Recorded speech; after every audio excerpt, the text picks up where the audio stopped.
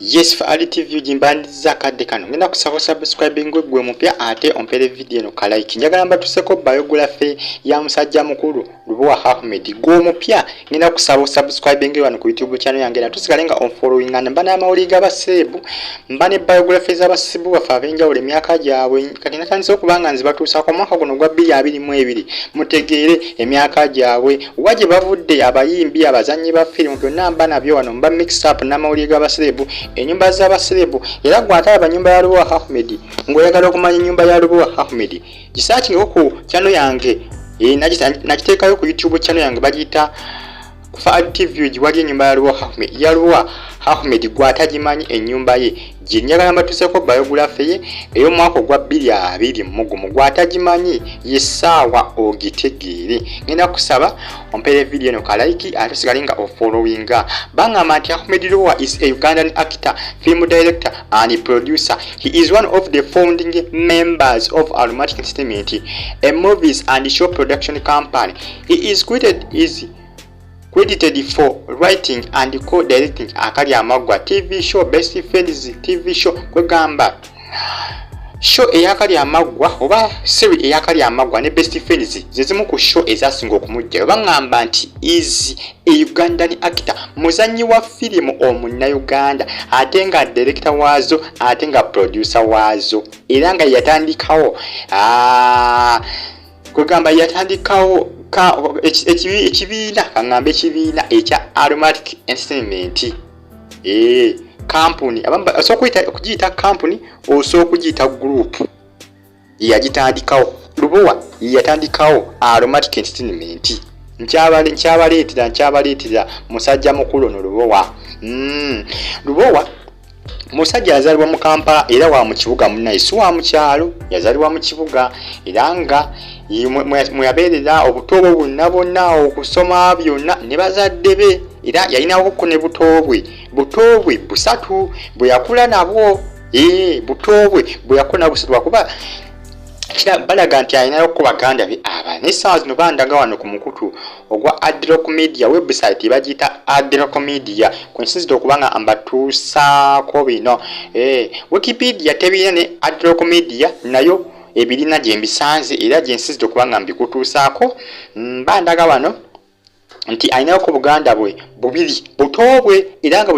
bwe yakula nabwo mbagambe Lubowa wa mu kibuga Kampala munnange mu kibuga Kampala sadize makindi abo bwe bamuzaala si wa mu kyalo nga bamanyi abalala olinga bamuzaala Masaka abalala babazaala Mbalala Gulu abalala bazaala Kasese nedda ono musajja wa mu Kampala bamuzaala mu Kampala n'olw'ensonga bambi bamuzaala mu Kampala Lubowa nkyabatuusaako Lubowa musajja Muganda Lubowa Ahmed Lubowa is a Muganda from Baganda tribe with origins of Buganda Kingdom where he was born and his parents were raised. Bazadde Baganda ate naye Muganda. Amanyi lyabagamba nti Lubowa alimu ko omusayi Omunyarwanda. Kyalimu omusayi Omunyarwanda kituufu Lubowa afaanana n'Abanyarwanda. Naye bandagano ndi musajja Muganda. Omanyi bisesinga information ebeera ku neno ku gundi kuno ku zi website ezisinga. Ebisesinga ebantuufu oyo nyiniyo yabagiko kugamba yababayambeko kubanga bagiteeka ku website ebisesinga nyini waayo yenga Lubowa Ahmed yateeka information yo ku website yabayambako kubanga bagiteekayo era information yo naje bateeka bagijja mu yenga Lubowa is a Muganda tribe eri abagamba nti afaana Abanyarwanda no omusajja Muganda ne bazadde be Baganda. For additive view, subscribe, like, in a comment section where yawo. Bangamba, where did Ahmed Lubowa start from? Lubowa yasomerako Kiwakiso. Where the actor finished his PLE exams before joining for secondary school, where he studied as his ordinary level as a Uganda certificate of education. Yasomerako ko Wakiso la kwesomero libalitaddewo yamalira ne PLE 7 kugamba Mwakiso era yamalira ne gundi ne secondary ye Mwakiso district esomero libalitaddewo ninga bagamba yasomera Mwakiso primary yonna nagimalako PLE yamukolera Mwakiso district P7 yakikolera Mwakiso district senior y'omukaaga yagimalirako Mwakiso district mumuli amasomero muyasomera n'amasomero tebagataddeewo. N'ekirala we yavaawo yagenda ku Nkumba University kugamba yagenda ku Nkumba University gy'asomera ebintu by'okuzannya firimu bino n'abifunamu diploma yabisomera munne ebyokuzanya firimu okudirectinga firimu byonna era nga bagamba Lubowa yatandika okubanga azanya firimu mu mwaka ogwa 2017 where he started as a play and stage actor mu 2017 waje juzi wano 2017 banange si 2017 wabula 2017 yatandika okubanga azanya era ebiseera ebyo bitandika okubanga azanyira ku stage emizannyo gye. Oluvanyuma he would then make a debut as an extra in 2018 movies kugamba mu 2008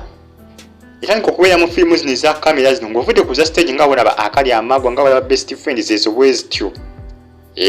Oluvanyuma yakugamba yalikoko mu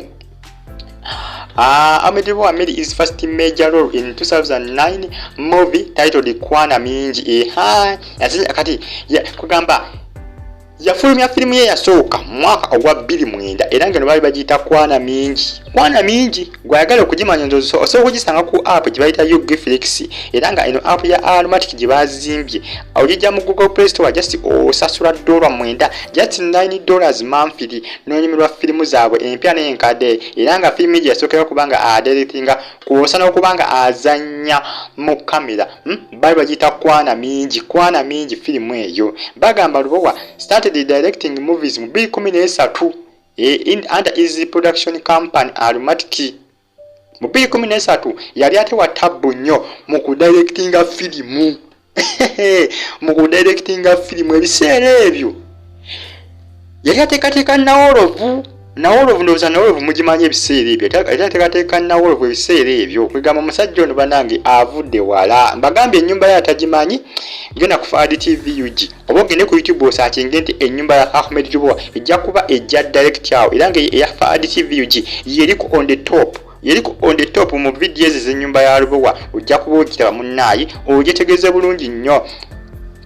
Era nga bagamba AHMED LUBOWA is a co-founder of Automatic Entertainment mu 2014 where he started a stage play production company. Ebiseera mu 2014 yali watabonye yali ayokya baaba yali ayokyanga kaliro aka petroli. AHMED LUBOWA is currently single and has not married any wife yet. Lubowa however has been married to have dated Danabatans as a girlfriend, which was rather just photos from a movie scene which had caused drama on social media.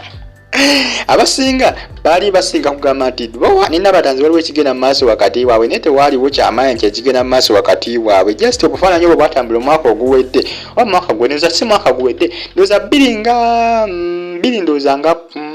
20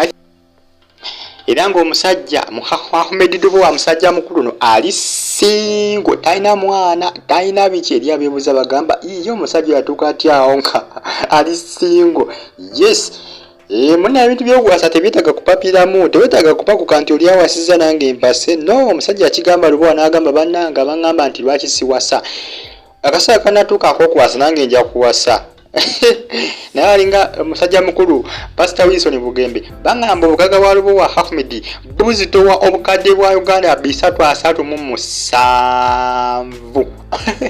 obugaga bwe byonna byalina ebyobugagga bwe bizitowa obukadde bwa Uganda 337 n'okusukawo nno ate bino bye mbategeeza just abagundi aba Forbes babukolako ndoza mwaka gwa 2019 tebaddanga mbukola kukitaga nti buzo kwa bwayongera kukiaga ayinza n'okuba kati ayingira obukadde nga 8 obukadde nga 8 obwa Uganda obugagga bwe bwalina essaawa zino n'okusukawo.